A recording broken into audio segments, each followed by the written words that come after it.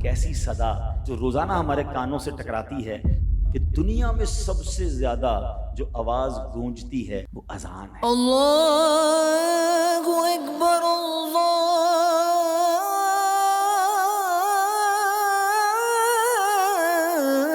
اکبر۔ ہر لمحے ہر سیکنڈ دنیا میں کہیں نہ کہیں اذان بلند ہو رہی ہے، آندھی ہو یا طوفان ہو، گرمی ہو یا سردی ہو، جب اذان کا وقت ہوتا ہے ایک ہی وقت میں لاکھوں مسجدوں میں اذان کی آواز بلند ہوتی ہے۔